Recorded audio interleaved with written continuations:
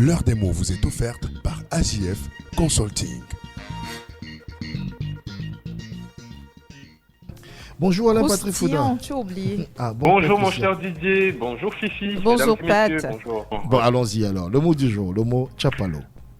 Plusieurs ne le savent peut-être pas encore, mais le Tchapalo nous vient d'Afrique de l'Ouest, précisément de la belle famille, la Côte d'Ivoire, et désigne une bière traditionnelle autochtone fabriquée à base de céréales.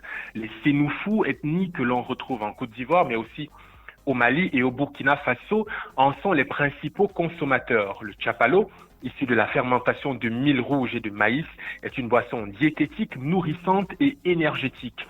Les femmes d'Afrique de l'Ouest consomment aussi du Tchapalo, mais non fermenté pour ses vertus curatives, dépuratives et amincissantes. Au Cameroun, et selon toute vraisemblance, le mot Tchapalo ne désigne pas une boisson, mais plutôt un espace de fortune dédié à la consommation sur place et à longueur de journée de liqueurs fermentées de manière artisanale. Ça peut être du vin de palme, le matango, ou de l'eau d'Ontol pour les plus robustes comme mon ami Aurélien Mbena.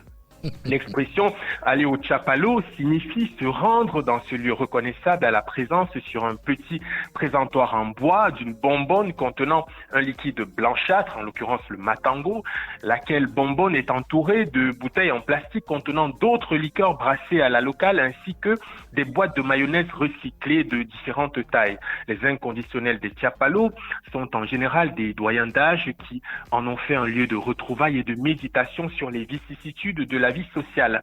De plus en plus de jeunes gens, des maçons, des mototaximens, parfois aussi des footballeurs de rue, se plaisent à faire un tour au Tchapalo pour prendre la tasse et au possible tomber dans la nasse de ces alcools parfois fermentés à vous rompre l'estomac.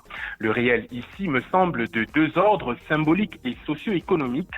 Symbolique parce que le mot Tchapalo est plutôt sexy. Tchapalo, il vous donnerait presque envie d'aller danser dans une discothèque ou boire un bon coup dans un bar dancing.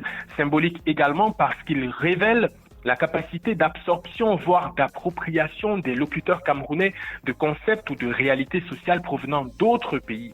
Socio-économique maintenant, parce qu'une tasse ou un verre de matango coûte 200 francs, ça coûte à peu près le même prix si vous voulez de l'eau d'Ontol, dont le degré d'alcool se rapproche de celui d'une vodka russe. Du coup, le service et les tarifs étant équivalents à la taille de l'escarcelle des clients, alors, vous comprenez, chacun son niveau. Comme l'avait chanté Ghislaine Dimaye dans sa chanson « On ne vous a pas laissé ».